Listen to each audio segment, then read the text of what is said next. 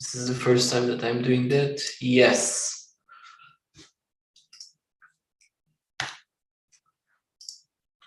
Hello all. So welcome to the first live streamed performance meeting. Yeah. Before we start, is there anything that you wanted to share with us? This is the performance issue, the GitHub issue that we're currently focusing on. If you can all put in your names to the minutes.google document.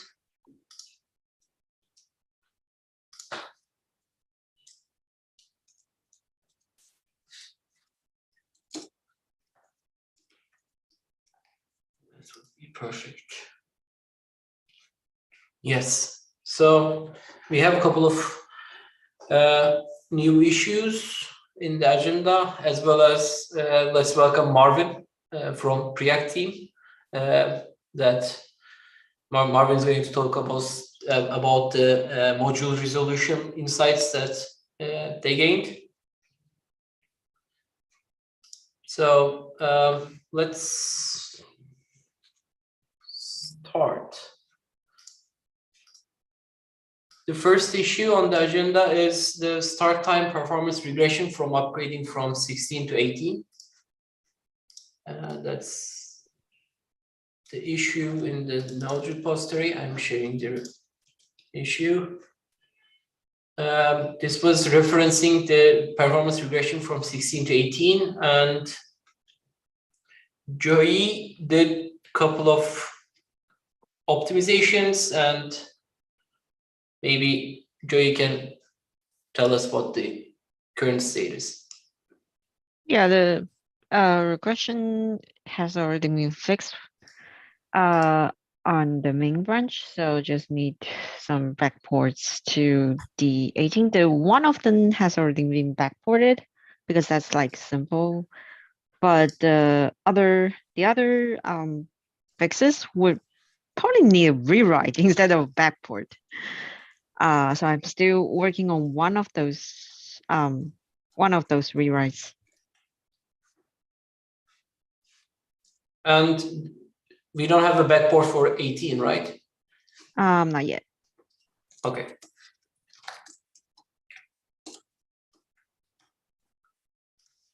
And is the issue fixed on the Node 19?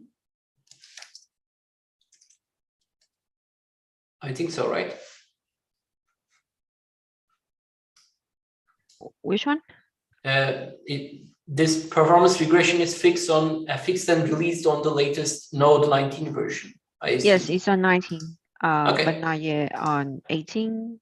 Probably not worth it to backport it on 16, but okay. Okay, I'm just omitting that part on the note then. Okay, perfect. Thank you so much for the work that you have done. I've been one of the reviewers, and it was a really great pull request to find out that lazy loading and dependencies were causing that much regression in boot. thanks. I guess we just should be careful about being too careless when adding a bunch of small modules into the Bootstrap module graph. But yeah, other than that. I totally agree. Okay, so let's continue to the next issue. Performance issue number 40. Node errors are very slow to create. This was a relatively new issue created by Robert. Maybe. Yeah, I actually think this is quite big issue because we're kind of saying that abort signals should be used in all asynchronous operations that are cancelable. And then we provide a primitive, which is very slow. So we're basically slowing down everything in Node when using a cancelable API. And as we noticed in the RxJS repo, it's so slow that they won't even consider adding support for the cancellation pattern that we recommend people to use. And I see that as quite significant issue that affects a lot of code bases that are starting to, move over to this pattern, Elasticsearch and all of these. Undici also uses, abort signals for cancellation. So I think we should do something about it. I think part of the problem is that, not event listener, but the web standard event target, I think it's called, is slow. And I would maybe, even if it wasn't slow, maybe go so far to have, a custom optimization for abort signals and the abort event, because I think in most cases you have a single, callback on that. So I think there's possibility to make that quite a lot faster. Okay. Do we have any like a benchmark or anything regarding like what the difference is with creating a node error versus a normal error? A node error. What do you mean? So so abort error versus the actual errors that we are putting. I don't think it's the abort case here actually that is the biggest problem. It's adding and removing the event handler. Okay, let me write down. I think we already have an issue for the slowness of creating errors in Node, but that's also something to consider, that when you're actually aborting, creating the node error is very, very, very slow. But I think that's secondary to making normal path fast first, and then we can look at the exceptional path. Most of the cases that I realize is that we have lots of errors. We are throwing lots of errors. I think Marvin is going to also mention this. We are throwing errors and catching the errors, and throwing is costly, catching is almost costly because it's not inlined by V8. And and I'm going to like keep it that way for now, so that Marvin, I don't want to steal his thunder for today. So, but yeah, do you want to lead this or research on this about what we can do about it? Because it's quite a generic problem right now, and I don't know, it's a little bit generic for me, I guess. It's always easy to just complain about it. Yeah, that's true. I don't have bandwidth for that right now, but I'm happy to look into it in the future. Okay. Is there anybody interested right now in the team that can take a look at it? If not, I will let a note that if somebody's interested, Robert is interested in helping. I'm happy to help with it. I just can't spend many hours on it.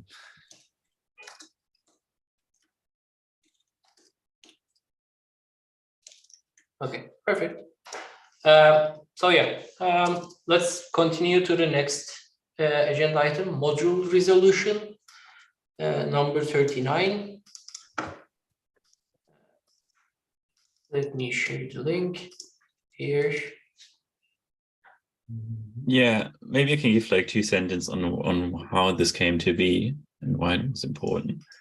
I guess like I noticed that a lot of test suites that we have, which I have written in Jest, which kind of like duplicates the node runtime a little bit. But we noticed that the most slowdown was like 70% of the total test time was just loading the module graph. And so a lot of this happens in user land, some of it happens in Node because they kind of hook into the loading mechanisms of Node. And so I did a test like, what if I just bundled everything to one giant JavaScript file? Would that make any difference? And it turns out it cut like the test time like in half, or sometimes even improved it by 60%. So like one big blob of JavaScript was way faster than just loading lots of tiny little files. And this led me down to a path like, hey, is there anything we could do to make module resolution faster? And the things I looked at and also pointed out in the article were mostly user-led libraries where it's like you said earlier, like error creation is a very big point because most just check, do I have a file at this resolved path? Is there an actual file there? And if yes, continue with that. And if not, check another extension, for example, or check if it's an index file in a folder or something. And so you have like, I don't have a percentage, but a very big part of modular resolution is misses, essentially sort of creating errors. And most tools they don't care about the errors. They just want to know if something exists or not. So it could be a Boolean value. So the whole point of error creation was kind of like slowing down everything, and was very happy to see that we have the throw with no entry in the synchronous method. It was kind of helped here, but it was curious to see that we don't have such a thing for the async methods. There might be room for improvement there. So we don't have throw if no entry for asynchronous. No. No, that's okay. Well, that's a low-hanging fruit. Yeah. So there, a couple of months ago, I looked into the performance of read file, and the current read file implementation actually sends 3 different C++ bridge communication. First of all, stat, which like the status of the file, and then it tries to open it, and then it opens it, and then chunk by chunk reads and like buffers the file. So there's definitely that we can do on the stat sync file. At least adding a fast API might solve this because it's pretty straightforward. If it can open or not, for this particular code base that you added on the on your blog post, is like isFile can easily be done as a fast API because it returns Boolean and takes a string, which is all accepted values for V8 fast API. So for this particular cases, if you can like if this isFile is mostly used and if this is like a bottleneck, I would be happy to add a certain API to the FS for this path. For other optimizations, if you can, if you will kindly like guide us through the process so that it would be a lot easier for people, for Node contributors to consume your expertise and knowledge on this area, it will be a lot faster because, not because of anything, but I think, yeah, it will grab it. For this like isFile or specific APIs that you think it's going to improve the performance, if we had that API, I would be happy to code and add it to the Node core. Yeah, I guess like the two, like I went through various resolution packages that were in NPM or that popular toolings used, even ESBuild or Webpack or Parcel, and how they do it. And you usually find like 2 checks. It's like, or 3 checks essentially. The first, is it a file? Is it a directory? Because then I need to go and look up, is this an index file as possible? And the third one is sometimes they try to resolve the symlinks like via the real path function that we already have. Those are basically the 3 files, 3 checks that all those resolution stuff do. So I'm not sure if it's worth it to have like an isFile function or isDirectory functions. That kind of does it. I guess it depends on how much you could save via a fast path compared to the stats throw with no entry thing. So if you're doing this a lot of times, V8 will always prefer the fast path if we add V8 fast path. But I think the current return time of stat sync is highly complex that it won't be it won't make sense to add a fast API specifically for that. But for certain cases, we can always add and find fast solutions. Like for example, I did a similar thing for buffer that is UTF-8, which was only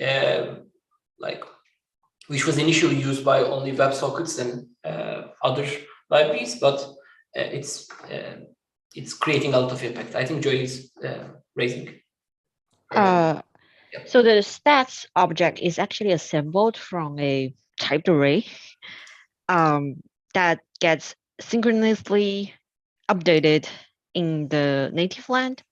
So I think it should be possible to like just do that in native because it's a type array. You don't need to allocate anything. So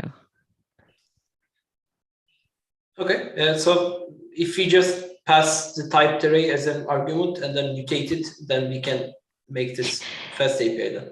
it's already accessible in the native land. You don't even need to pass it. It's attached to the environment. It's like a global thing that's already there. You can just do like I think env stats array something, then you have it. Do you want to comment on this issue about what we can do for StatSync so that if you or anybody is interested can contribute? Sure. Sure, I can. But it's only for the synchronous one. The async one, I'm not sure if there's any additional asynchronous or if there's an additional type array mode. I think it's still passed into the native land. And like the creation is done in JavaScript before you invoke the native method. So that might be still doable. Yeah. The other recommendation was that like trove if no entry, kind of like troving errors on StatSync or stat can also be configurable, which makes sense in terms of performance, I guess. Does it still create an error even if there's okay, so if it's not there will be an error? Yeah, but it's Okay. trouble on the C++ side, and like most of the users like Marvin are catching it and then returning false or true depending on the issues and doing that, and that try and catch is super costly. And so are they using it to check if the file is there, or do they actually need a stats object? Or we just need to know if the file is there or not. We don't care about the stats. I guess in that case, it should use fs exists instead of fs stats. Then there won't be any errors, I think. fs exist is deprecated though, or not recommended anymore. I think it's deprecated in a special edge case, but it's fine otherwise. Okay. so the issue for this was that stat is not equal to undefined and stat is a file or stat is FIFO. That was the, let me share Marvin's blog post in the chat. Yeah. Although I must say, I found like a few instances of that function that didn't check for the FIFO bit and just checked the first part. Like you find variations of these functions in a lot of code bases dealing with module resolution. Yeah.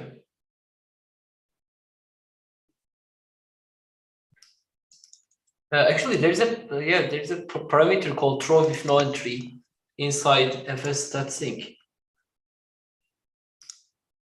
So I think the deprecation in existing was actually what's causing the trouble. It's like there's a to-do. I did it by myself a very long time ago to like so previously if you passing an invalid path, like a bogus path, that's not a path, then it will throw an error, but it will return false. I don't remember why. Oh, so because I don't actually know why, but like that was previously a thing that we have to maintain somehow for compatibility, but why do we even need to deprecate that? No, like why do we even need to validate it? I'm not sure. But yeah, that I don't think that's going to get in the way. Like even if it does, what we need to deprecate is what's causing the performance problem. So if we actually do the deprecation, the problem will go away because there won't be any unnecessary errors. Yeah. Deprecation.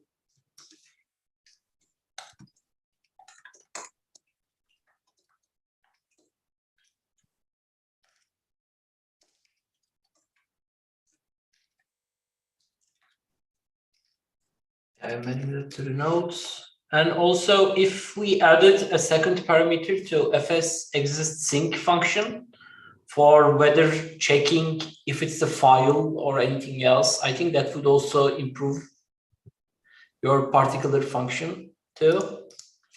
Yeah, that would be good case too. Like I'm neutral on where it's edited. It's essentially, it's not just does this path exist, but also is it a type file or is it a folder?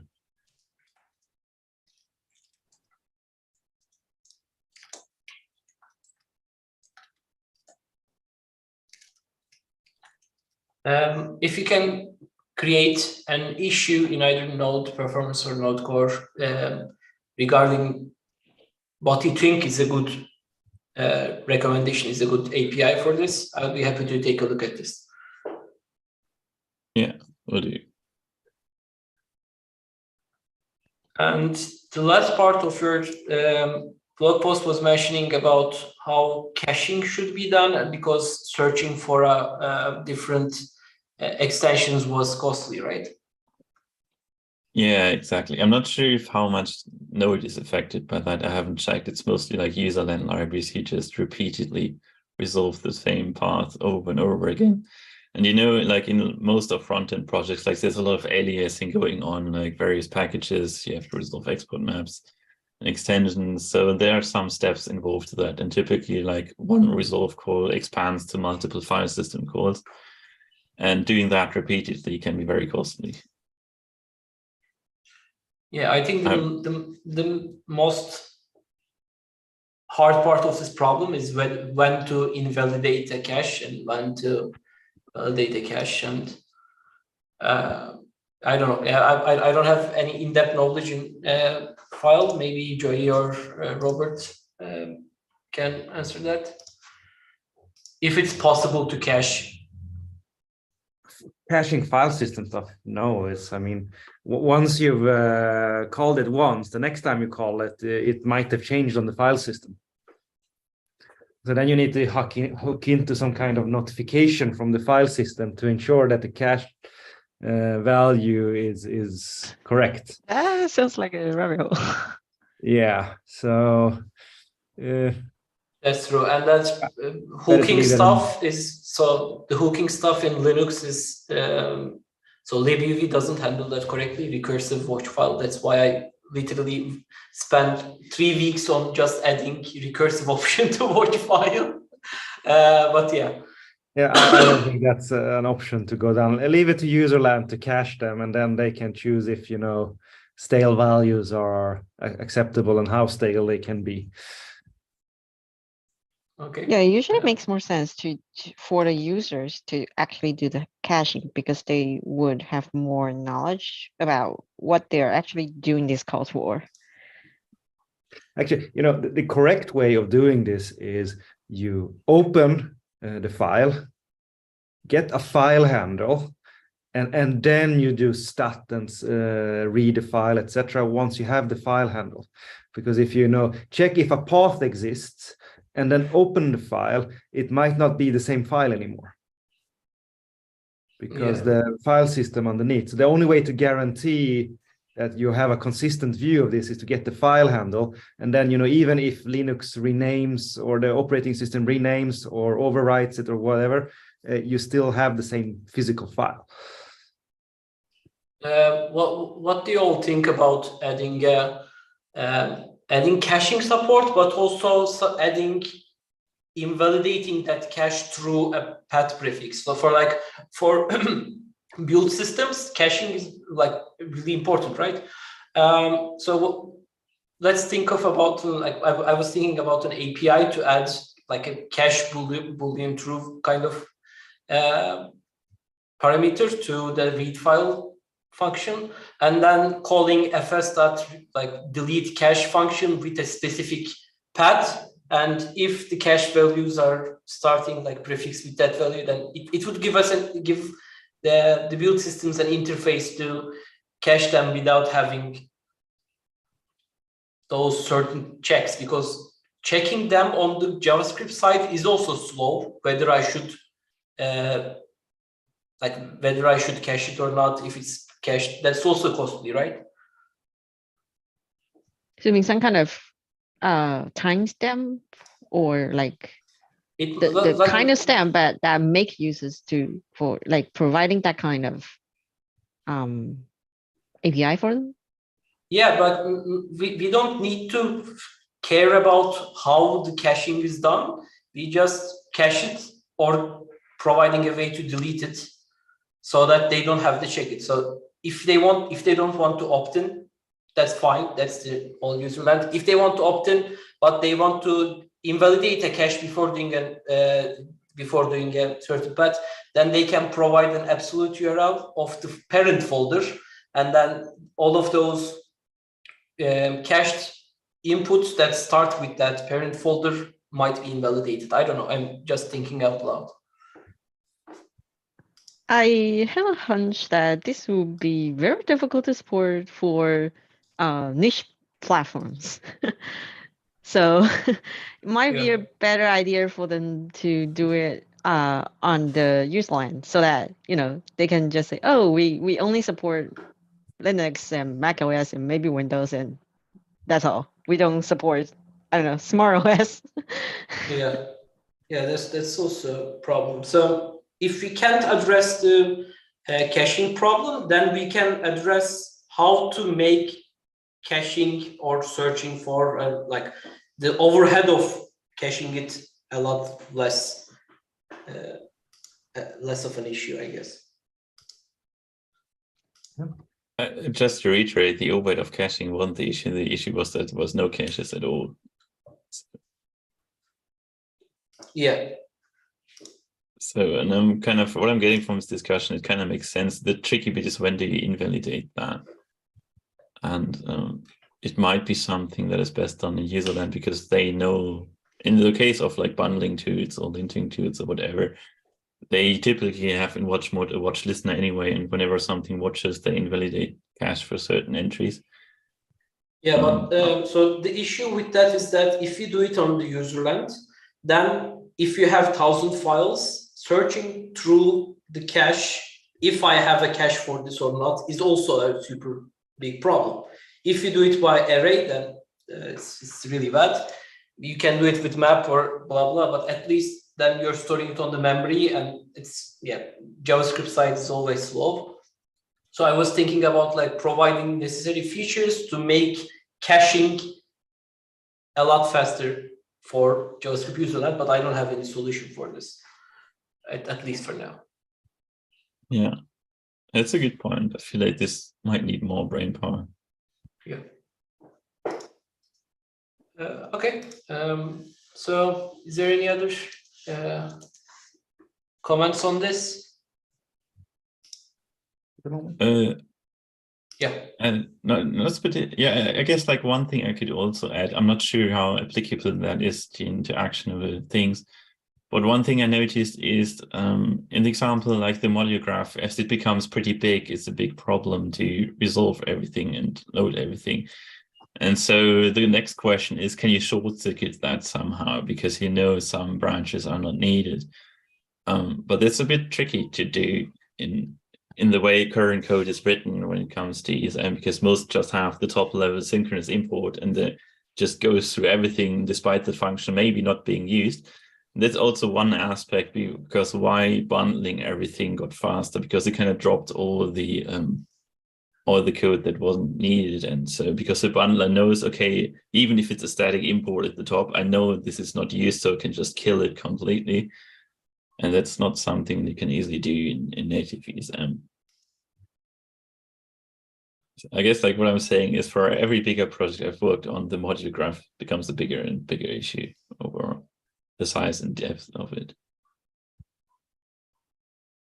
For that particular case, we might adopt the side effects field from package.json, and depending on the field of side effects, we might not choose to import that particular require if it's not used. But again, that would be a breaking change, I guess. And I feel like that's a slippery slope, because even to me, it feels like front-end tools aren't really entirely on board what the side effect field actually means, because everybody does a slightly little different thing. So I'm not sure. Yeah, I lost you for a second there. Sorry, I received the book. Can you say that last part again, if you don't mind? Yeah, with the side effects thing, it's been established in the front-end world for a while, but every tool handles it a little bit differently. So it feels hard to find like consensus on how it should work. And I'm a bit worried on folks basing that off of that. So I don't have a proper solution to that problem. Maybe we need like synchronous require in ESM or something like that. It's just something I noticed that was also one factor why the bundled version was so fast. Okay. Yeah, that makes sense. So if there's not any comments, we can continue to the next issue. But is Joey raising your hand or? Sorry, I just forgot to. Okay. Sorry. Yeah, okay. I thought you were going to say something. No worries. So let's continue to the last, not last. So the next issue at support for V8 fast call, which is 23. Regarding this, I made some research. I opened the pull request to Node. I received lots of feedback. I didn't have any chance to look the last changes, but right now it's on 94 different reviews. So yeah, I need to go over this once again and resolve everything, and then we can merge it. But again, even with this portion of the document, it's pretty insightful about how and when you can use V8 Fast APIs. If there's anything, if there's any questions regarding it, I will be happy to answer it. If not, we can close this issue and in the future, yeah. I have actually one thing there. What about the possibility to provide this for Node API users as well? People building add-ons.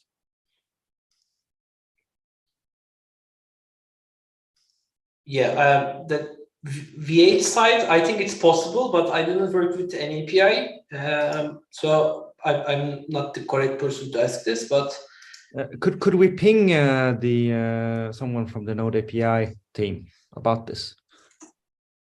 I think we have an API team on Node.js, right? Node.js GitHub organization. Yeah, maybe.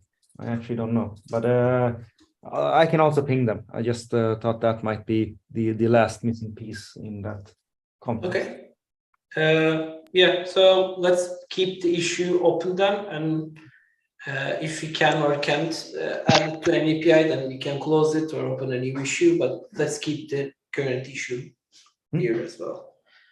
And with the issues in like FS file stream and other things, we can use V8 Fast APIs. And yeah, so let's continue to the next one, which is buffer to string text decoder.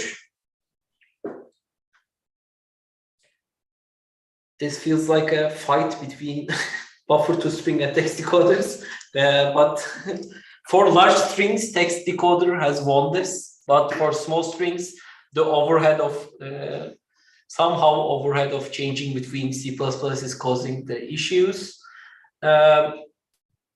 Is there any new comments regarding? I mean, it feels like we should be at least a buffer to string should be, you know, if text decoder or encoder is faster for short strings, then shouldn't just buffer to string fall back to that if the string length is above a certain threshold? It has the best of both worlds.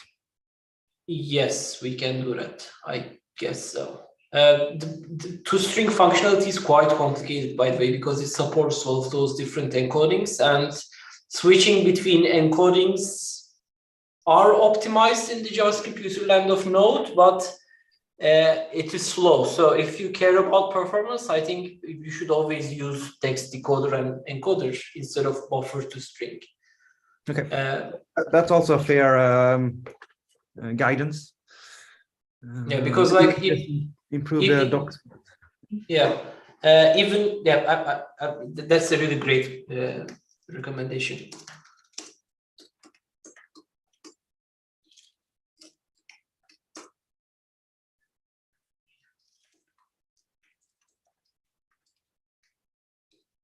Because like so buffer to string supports lots of different encodings, and even iterating, checking if UTF-8 is UTF-8 or it has dash or it's uppercase or lowercase. This is always costly, and for text decoder we don't have those kinds of things, and we have fast paths. If you have UTF-8 as a function, if you have fatal true, if like those kinds of things, it's always going to go to the faster path and resolve it. So yeah, let's improve the docs for this to add to update text decoder. Like we should use text decoder if you care about performance in certain cases. Yeah, if anybody wants to take over it, that would be greatly appreciated. Let's continue to the next one. Fetch, issue number 11. Yeah, this is quite a big issue. I don't know, Robert, do you want to take this? I think we've made some improvements already. I think Raphael is the one that's heroing that. Yeah. I don't really have so much to add, if I'm honest.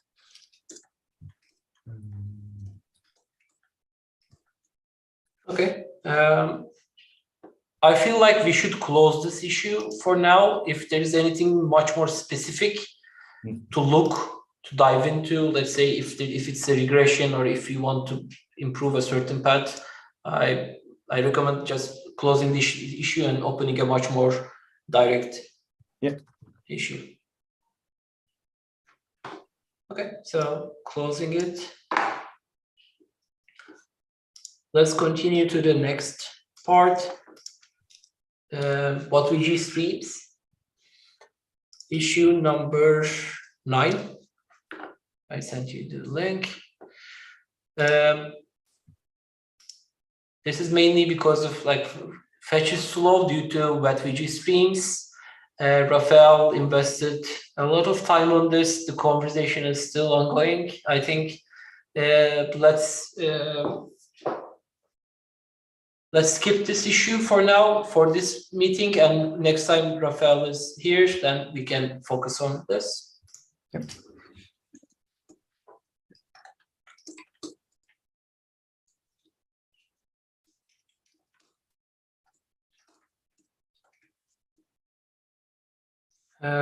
The next and the last issue is buffer, read write unit LEB, really great regex GitHub issue title, which is issue number 2. This is mainly, yeah, Robert can, I think, explain this. Which one? The buffer, yeah. Yes, read write. I've been writing some protobuf thingies, and then you have to write the integers, 32-bit integers, etc. And the Node implementation is purely in JavaScript, writing bytes, and it's quite slow. Using the standardized data view is almost 3 times faster. So one idea that I proposed here is to just have a data view instance with the buffer, and then use that when setting and reading. But from my test, that was actually slower. So I'm not sure how to achieve the data view performance without using or through the buffer instance. We can always ask James, I guess. James is the most expert person on buffer. I assume. This is the few times I miss multiple inheritance from C++. Yeah, that's true. But it would actually even be better if we didn't have to instantiate the data view and could just call the native methods directly with the typed or the array buffer. But I haven't been able to figure out whether or not that is possible. But there is a theoretical, quite significant performance increase here. What I've been doing now is that I'm creating this buffer object that has an instance of a buffer, and it has an instance of a view, and it has an instance of a typed array, and then I'm, whatever I'm going to do with it, I'm using the faster instance. But that's not so nice. Okay. But I don't know how to continue with this. But pinging games maybe is a good idea. Nobody else wants to dig into it. Yeah, I think so. Yeah. So this is the last issue. Before we close the meeting, I can share some news. I'm working on one of the issues in the performance repository, which is not on the performance agenda. Maybe I should add it. Investigate flow new URL. So I'm currently working on the rewriting the URL parser in C++. It's available on GitHub as Ada. Right now, it's for certain URLs, it's 5 times faster than curl and 6 times faster than boost. I think that me and Daniel Lamire, which is the author of SIMD UTF library, we are going to release the first version of Ada this week, and next week, mid next week, I will try to open a pull request to Node to replace the URL parser, so that we can benchmark it. But while doing that, I found out an issue with parsing URLs, and Miguel grabbed the issue, solved it, and the pull request got merged today. So right now we have around 30 to 60% faster new URL instantiation due to it. So I think he's not here, but thank you for your contribution. And for anybody who's interested in the pull request, this is the issue. And this is the pull request that he opened and got merged. So yeah, if there isn't any other comments, I think this is it for today. Anybody want to share something before we close? Okay. Thank you all for coming. So see you in 2 weeks. Cheers. Cheers. See you, everyone. Bye. See you. There.